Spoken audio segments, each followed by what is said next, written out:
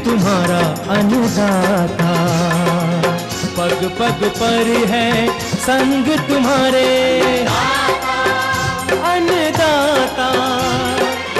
लहू किसानों का बन के पसीना सींचता है धरती का सीना। मेहनत का तेरी हक दिलवाने, नई तकनीक नई खोज बताने। पशुधन को गुणवान बनाना, पौध सुरक्षा को सिखलाना, खेती के सब गुर समझाने, भारत का सरताज बनाने। आठों पहर है संग तुम्हारे अन्नदाता, अन्नदाता। नमस्कार, मैं हूं आपके साथ मोनिका सिंह। आप सभी दर्शकों का अन्नदाता कार्यक्रम में स्वागत करती हूं। हर रोज की तरह कार्यक्रम में हम लेकर आते हैं खेती बाड़ी से जुड़ी हुई बहुत सी लाभकारी जानकारियां। तो चलिए सबसे पहले देखते हैं क्या है विशेष आपके लिए आज के कार्यक्रम में। सोलर पंप सेट स्थापित करने पर जानकारी।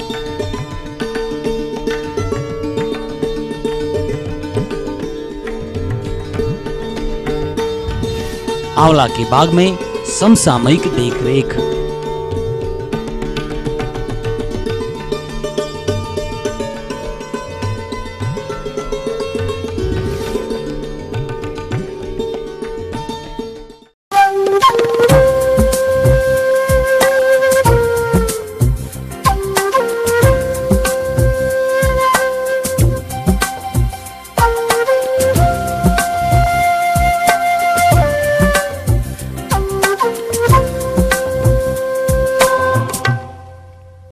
हमारे प्रदेश में सिंचाई के लिए किसानों के सामने बिजली की विकट समस्या है। ऐसे में सूर्य की असीम ऊर्जा का प्रयोग कर सोलर पंप के माध्यम से सिंचाई करना सरल एवं सस्ता विकल्प है। लेकिन ये सोलर ऊर्जा है क्या, इस इकाई को कैसे लगाया जाए, इस बारे में जानकारी दे रहे हैं एक प्रगतिशील कृषक पशुपति सिंह राठौर। सोलर पंप्स हैं, 3 टाइप्स के पंप्स हैं, हेड्स हैं डिफरेंट। जो फर्स्ट एंड जो फॉरमोस्ट है उसमें 25 मीटर हेड का पंप है जो कि पानी लिफ्ट करेगा एटलीस्ट कम से कम 100 फीट तक, वो पानी को डिस्चार्ज दे देगा। 2.5 इंच का उसके अंदर पंप आ रहा है अभी, और 3000 वॉट का पैनल है और 3 HP की मोटर चल रही है उसके अंदर। और जो ये पीछे लगा हुआ है ये 2.5 इंच डिलीवरी का पंप है। डिस्चार्ज सबसे ज़्यादा इसी का 20 से 25 हज़ार लीटर डिस्चार्ज इस पंप का है। और जो सेकेंड पंप आ रहा है वो है 50 मीटर हेड का है, उसमें 2 इंच की डिलीवरी मिलेगी।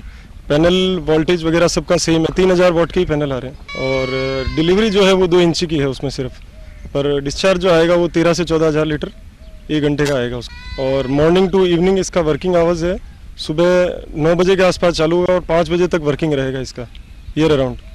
और जो लास्ट जो पंप है सबसे जो डेप्थ उसकी ज़्यादा है 75 मीटर है, उसकी वर्किंग 312 फीट तक वो वर्किंग करेगा।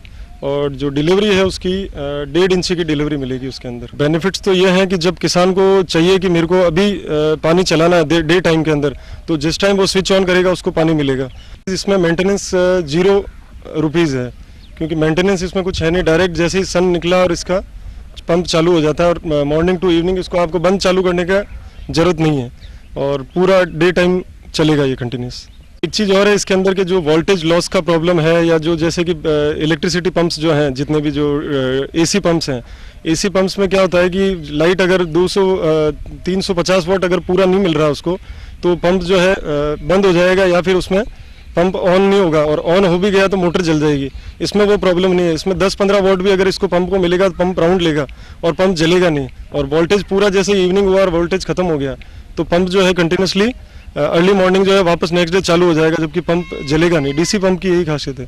इलेक्ट्रिसिटी जो बिल्स वगैरह का जो है वो 0 खर्चा है, क्योंकि अगर इलेक्ट्रिसिटी कनेक्शन जो हमने ले रखे हैं यहाँ पे या लोगों ने लगाए हैं तो उनको जो है कम से कम 5000 से लगा के 15000 तक के बिजली के बिल आते हैं, जबकि इसमें कोई बिल वगैरह का झंझट नहीं है। आपके एक बार लगा लिया तो 15-20 साल तक आपको कोई पैसा खर्च नहीं होने वाला। अभी ये पंप ऑफ सिस्टम है, इसको ऑन करेंगे तो ऑन होते ही जो है सिस्टम ऑन की लाइट जल जाएगी।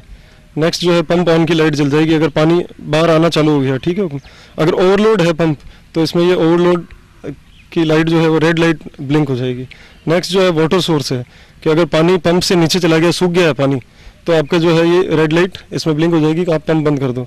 और अगर टैंक फुल है, पूरा टैंक फुल हो गया आपका, तो उस टाइम ये ऑटोमेटिकली पंप चालू हो जाएगा अपने आप वापस आपके।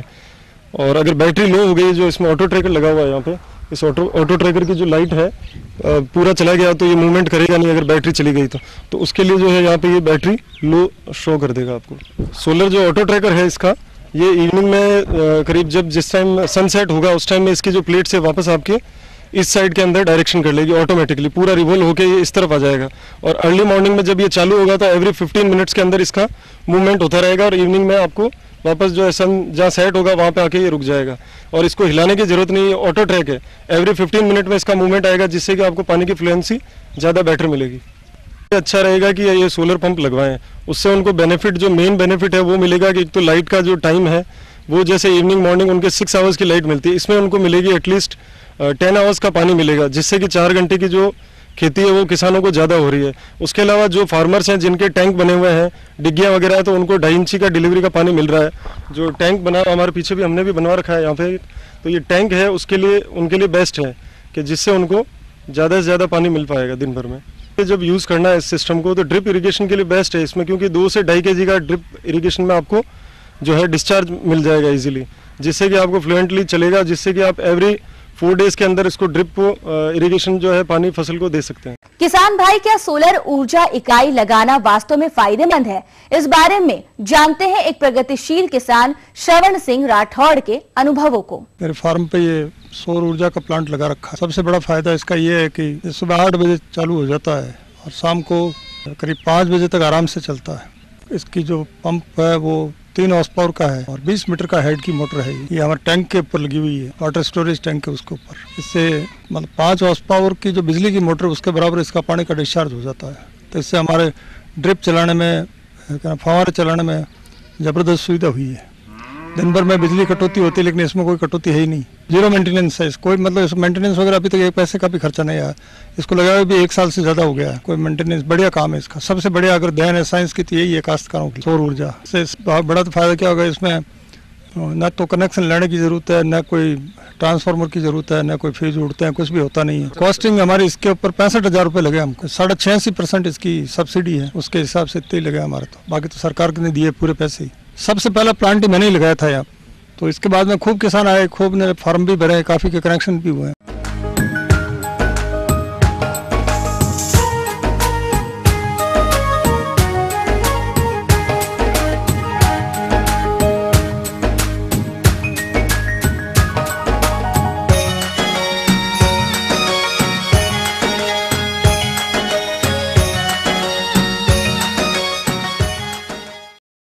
किसान भाइयों, बागवानी के अंतर्गत हम आंवला की बात करें, अपने फल तुड़ाई कर चुके हैं। इन बागों से फलों की तुड़ाई कर चुके हैं। इन बागों से आने वाले समय में अधिक गुणवत्ता युक्त फल मिले, इसके लिए आवश्यक है कि इसमें किए जाने वाले समसामयिक प्रबंधनों के प्रति ध्यान दें, जिसमें मुख्य रूप से उर्वरक एवं देखरेख प्रबंधन, कटाई छटाई एवं कीट प्रबंधन प्रमुख है, जिससे आने वाले समय में आपको आंवला बाग से अच्छे फलत की प्राप्ति हो सके। तो इन तमाम पहलुओं की जानकारी के लिए हमने आमंत्रित किया है काशी हिंदू विश्वविद्यालय वाराणसी के विषय विशेषज्ञ डॉक्टर SP सिंह को।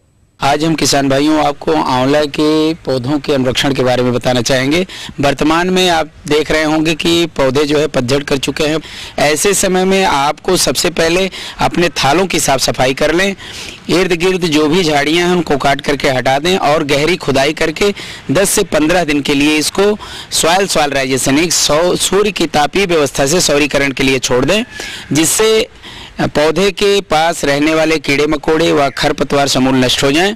अब बात आती है इनको खाद देने की। तो आपको हम बता देना चाहेंगे कि 10 वर्ष के ऊपर एक स्वस्थ पौधा माना जाता है जो फलत की प्रक्रिया में रहता है।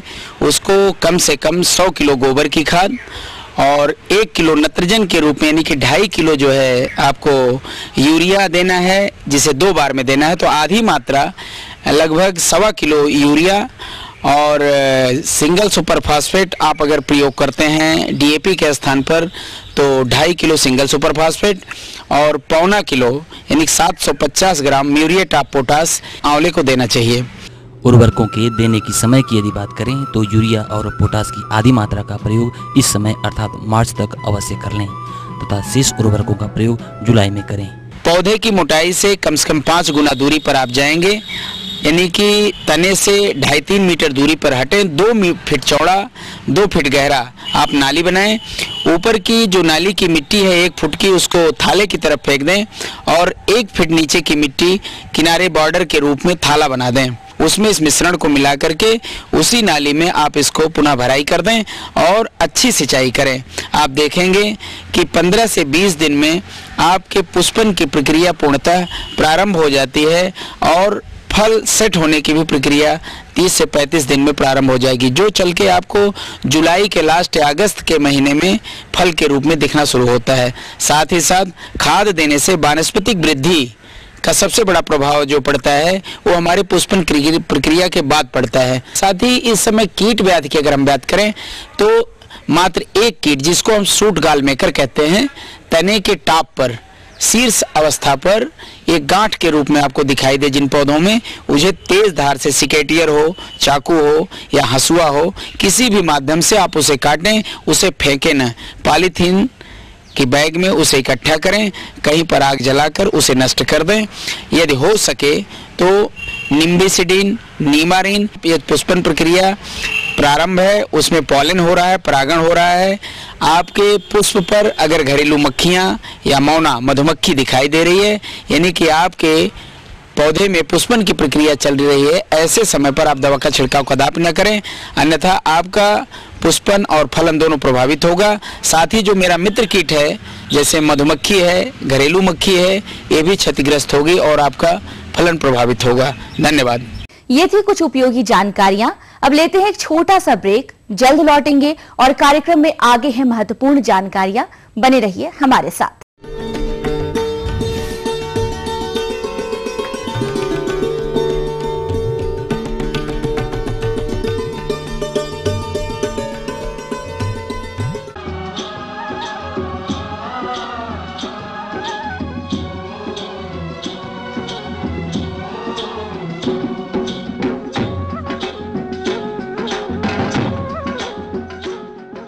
ब्रेक के बाद एक बार फिर से आप सभी दर्शकों का अन्नदाता कार्यक्रम में स्वागत है।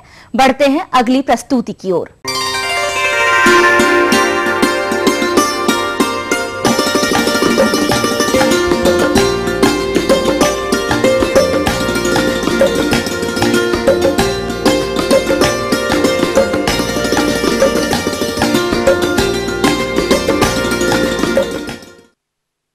फूलों की खेती की बात करें तो ग्लैडियोलस फूल की खेती कर किसान भाई अधिक लाभ कमा रहे हैं, परंतु केवल इसका रोपण मात्र कर देने से ही गुणवत्ता युक्त एवं बाजार मांग अनुसार आपको फूलों की प्राप्ति नहीं हो सकती है। इसके लिए आवश्यक है कि इसमें समय समय पर किए जाने वाले प्रबंधनों को कुशलता पूर्वक किया जाए। अतः ग्लैडियोलस फूल की फसल में इस समय किए जाने वाले प्रबंधन कार्यों पर जानकारी दे रहे हैं एक प्रगतिशील किसान। मैं ग्लाइड की खेती करता हूँ। मैं वर्ष भर में 3 फसल लेता हूँ। सबसे पहली फसल मैं अक्टूबर में लगाता हूँ, वो फसल मेरी 3 महीने बाद आ जाती। उसके बाद मैं जनवरी में लगाता हूँ, वो 2.5-3 महीने के आसपास में मेरी फसल चल जाती है। एक ये जो फसल आप देख रहे हैं मैंने 10/3 में लगाई थी या मार्च में, अब ये मेरी 2 महीने बाद स्टार्ट हो जाएगी। उस टाइम पे साइज हुए भी हैं और अच्छा मुनाफा ले पाऊँगा। किसान भाइयों, जो मेरा आप खेत देख रहे हो, मैं डबल लाइन लगाता हूँ एक लाइन पर, और लाइन से लाइन की दूरी मैं 24 इंच रखता हूँ और बल्ब से बल्ब की दूरी 5 इंच रखता हूँ। इसमें मेरा 1 एकड़ में 75,000 से 90,000 के आसपास मेरा बल्ब खप जाता है। खेत की तैयारी करने के बाद उसमें लाइन बनाते हैं रस्सी के द्वारा, उसके बाद में हम इसके बल्ब रख देते हैं और 50 किलो प्रति एकड़ के हिसाब से हम इसमें DAP डालते हैं। DAP डालने से खेत अच्छा रहता है, बल्ब भी अच्छा बनता है, स्टिक भी ठीक बनती है। अब सिंचाई की बात करते हैं। सबसे पहले तो इसमें लगाने के तुरंत बाद पानी लगा देते हैं। उसके बाद जैसे गर्मी का मौसम है, 10 के दिन के आसपास जब भी खेत में थोड़ी नमी कम हो, आदमी को पानी लगा देना चाहिए। जितना हल्का पानी लगाओगे बल्ब भी उतना अच्छा बनेगा, स्टिक भी इतनी अच्छी रहेगी। उसके बाद इसमें थोड़ी खरपतवार के लिए हम निड़ाई गुड़ाई करते रहते हैं। इसमें 2 निड़ाई के आसपास में हो जाती है, उसके बाद में स्टिक चालू हो जाती है। थोड़ा बहुत खरपतवार आता है, वो हम उसके बाद में 1 या 1.5 महीने के बाद में खुरपी के द्वारा निकाल लेते हैं। अब ये जो मेरी फसल है ये 70 दिन के आसपास की हो चुकी है। अब ये कटाई के योग्य तैयार है। कटाई करने के लिए आप सबसे पहले तो जब नीचे के जैसे गर्मियों का मौसम है उसमें थोड़ा बंद ही काटने चाहिए। जैसे सर्दियों के मौसम में 2 फूल या 1 फूल खिल जाना चाहिए, कली ही नीचे फूल खिल जानी चाहिए। जैसे अब जब गर्मियों का मौसम है इसके लिए आपको बंद ही काटना चाहिए जिससे आपकी स्टिक ठीक रहे। स्पाइक के लिए कुछ जैसे किसान के पर निर्भर है, कोई सबसे अच्छी जो स्पाइक होती है 17-18 फूल की होती है। मेरे यहाँ तो जो भी जितनी भी स्पाइक हैं जिनके स्टिक हैं सब 16 या 17 फूल की हैं, उसके लिए ही मैं तैयार करता हूँ। काटने के लिए ये सुबह या शाम काटना चाहिए सूरज निकलने से पहले। इसके काटने के लिए तेज धार चाकू होना चाहिए जिससे हमारा नीचे का जो बल्ब है वो ख़राब ना हो। उसे काटने के लिए 2 पत्ते हमें बराबर में छोड़ देने चाहिए, उसके बाद में उसे काट लेना चाहिए। 2 पत्ते इसलिए छोड़ते हैं क्योंकि जो नीचे हमारा बल्ब है वो तैयार होता है, उससे खुराक लेता रहता है, इसलिए हमें 2 पत्ते बराबर में छोड़ देने चाहिए। काटने के बाद हम इसे घर ले जाते हैं स्पाइक को। उसके बाद में हमें 24-24 स्टिक की एक बंडल बनाते हैं। बंडल बनाने के बाद में हम थोड़ी देर से पानी में डुबो के रखते हैं। उसके बाद हम पेपर या कागज़ कोई भी लपेटने के बाद मंडी के लिए रवाना कर देते हैं। ये शाम के टाइम हम रवाना कर देते हैं। ये हम बेचने के लिए अपने आसपास के बाज़ार में बेचते हैं और दिल्ली मार्केट में बेचते हैं। पानी में हमें इसलिए खड़ा करते हैं क्योंकि गर्मियों का मौसम है, स्टिक जाते जाते ख़राब हो जाती है, इसलिए हम इसमें थोड़ा पानी लगाते हैं, स्टिक में थोड़ी जान आ जाती है। और अखबार हम इसलिए लपेटते हैं कि जो बराबर का जो फूल होता है जैसे ले जाने में हमें थोड़ा सा फिनिशिंग उसकी ख़राब हो जाती है, इसलिए कागज़ लपेटना पड़ता है। काटने के लिए जब भी आपके खेत में तैयार स्टिक दिखे, जैसे हमने आज स्टिक काटी है 2 या 3 दिन बाद आपको फिर काट लेनी चाहिए। जैसे गर्मियों का मौसम है तो डेली कटाई होगी। खेत में कोई भी स्टिक बराबर नहीं होती है, छोटी बड़ी होती है सब, इसलिए हम ग्रेडिंग से उनकी करते हैं। छोटा ग्रेड, बड़ा ग्रेड और सबसे जो छोटा है वो बनाते हैं, ABC करते हैं। जो सबसे 16-17 फूल का वो A ग्रेड रखते हैं, जो B ग्रेड में 7, 8, 10 फूल के आसपास जो सबसे छोटा है 3-4 फूल का में C ग्रेड में बांधकर मंडी में भेजते हैं। अगर हम उसे इकट्ठा भेजते हैं आगे मार्केट में बेचने में दिक्कत आती है, इसलिए हम ग्रेडिंग से फूल बेचते हैं। जैसे अब मेरा खेत चल चुका है, 1 महीने तक इसकी कटाई होगी।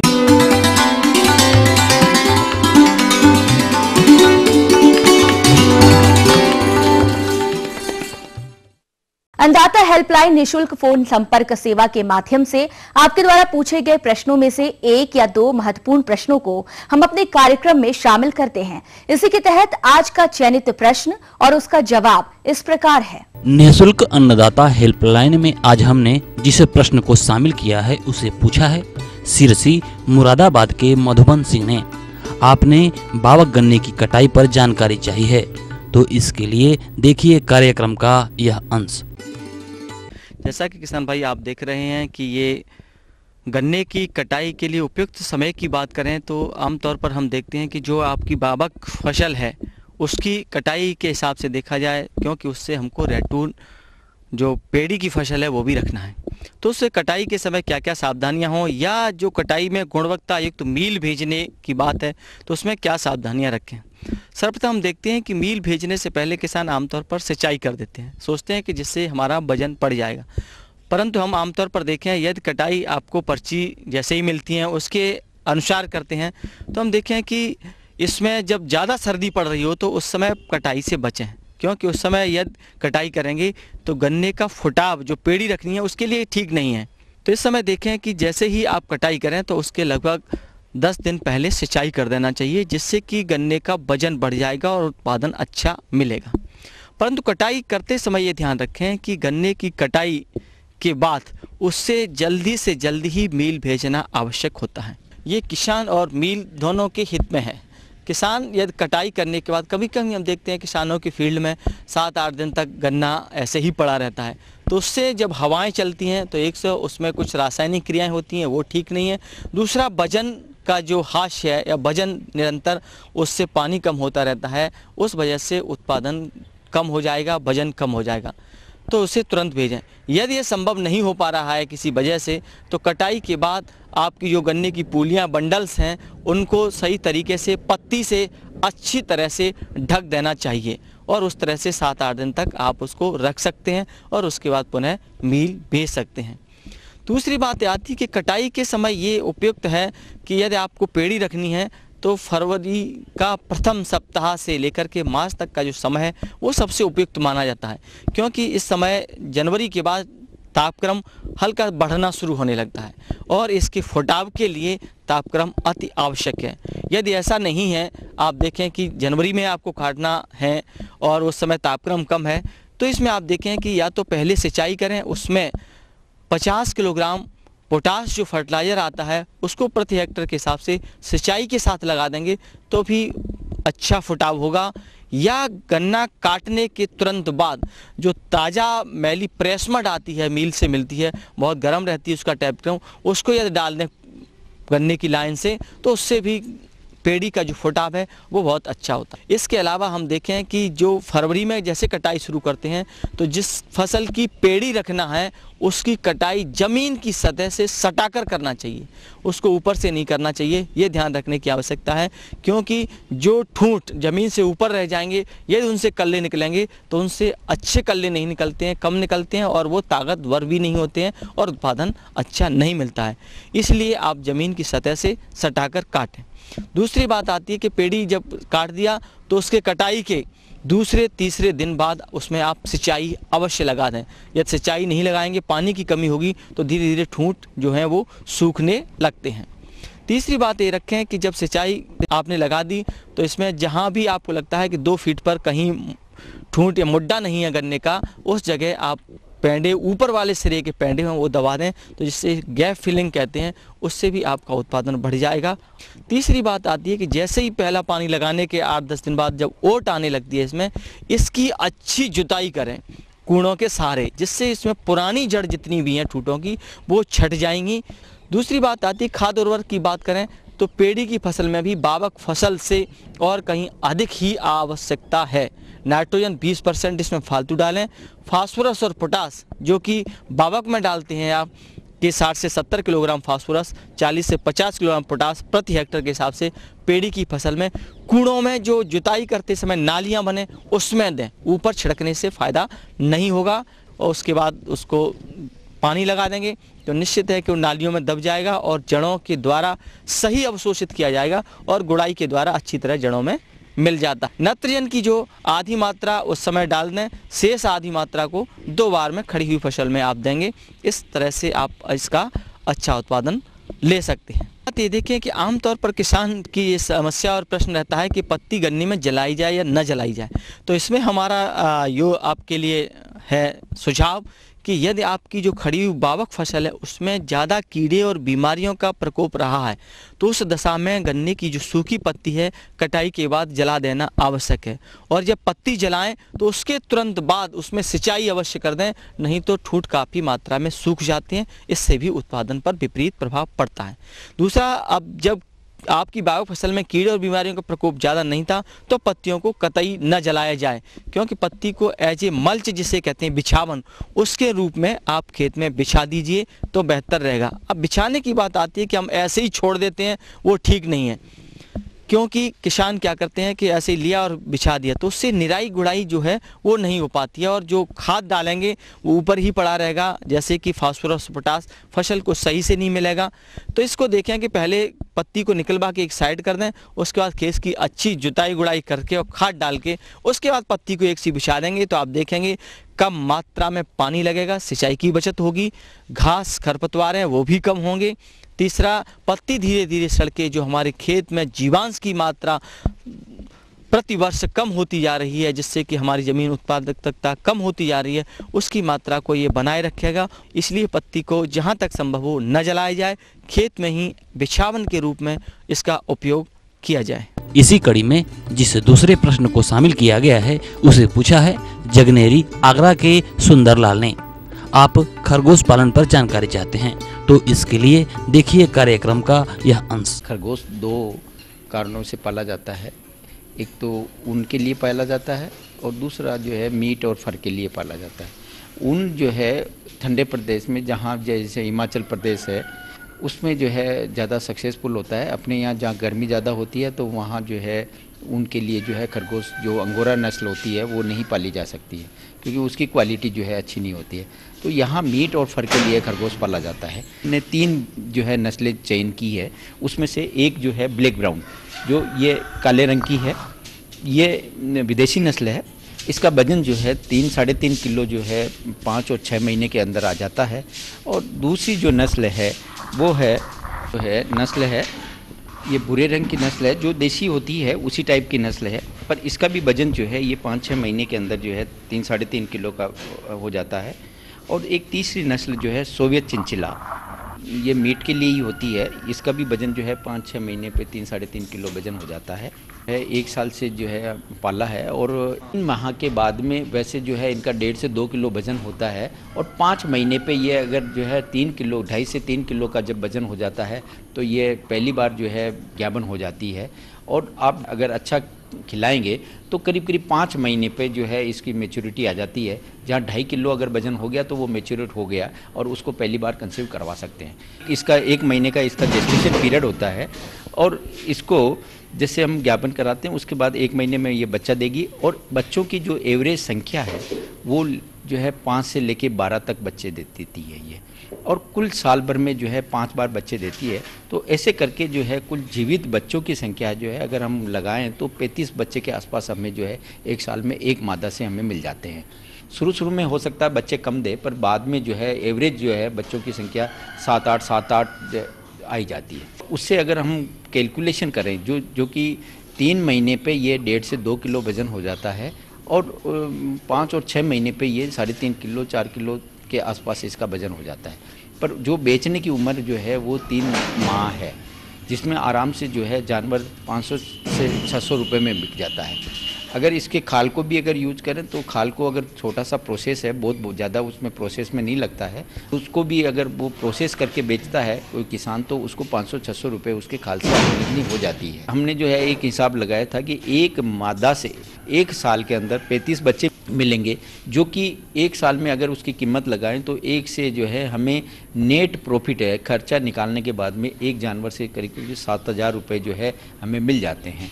तो ये एक बहुत बढ़िया व्यवसाय है। अब रही बात इनके खिलाने पिलाने की, जो है इसमें बहुत ज़्यादा जो है इसका नहीं होता है। 100 ग्राम इसको दाना चाहिए होता है और इसको हरा चारा भी उसके साथ साथ, क्योंकि ये सिर्फ दाने पे जीवित नहीं रह सकता है, इसको हरा चारा भी चाहिए। इनको जो है चारा और दाना दोनों चाहिए होता है। चारे में अगर अच्छा जो है जैसे रिजका बरसीम आप जो है इसको दे सकते हैं। जब रिजका और बरसीम अच्छा होता है तो दाने की क्वांटिटी कम की जा सकती है। दाने के अंदर जो है एक अनाज होते हैं और दूसरा खली होती है और कुछ मिनरल मिक्सर्स जो होते हैं, तो बहुत ज़्यादा इसकी रिक्वायरमेंट नहीं है। वैसे डिपेंड करता है कि जानवर को कैसा रखा जाता है, क्योंकि इसकी रिप्रोडक्शन क्षमता बहुत ज़्यादा है, इसलिए अच्छी खुराक इसकी रखनी होती है, अच्छा इसको मेंटेनेंस करना होता है। हम ये उम्मीद करते हैं कि आज का कार्यक्रम आप सभी दर्शकों के लिए उपयोगी रहा होगा। किसान भाइयों, अन्नदाता आपकी सेवा के लिए संकल्परत है। कृषि संबंधित समस्या एवं सुझावों के लिए आप हमें इस पते पर संपर्क कर सकते हैं। प्रोड्यूसर अन्नदाता, ETV Uttar Pradesh Uttarakhand, Ramoji film city Hyderabad 501512। साथ ही आप हमें ईमेल भी कर सकते हैं। हमारा ईमेल है annadata.up@etv.co.in। इसके अतिरिक्त आप हमें निःशुल्क हेल्पलाइन नंबर 1800-425-4085 पर शाम 5 से 6 बजे के बीच संपर्क कर सकते हैं। अब आइए देखते हैं कल के कार्यक्रम की मुख्य झलकियां। कृषि विविधीकरण पर एक किसान का अनुभव, सूरन की खेती पर जानकारी,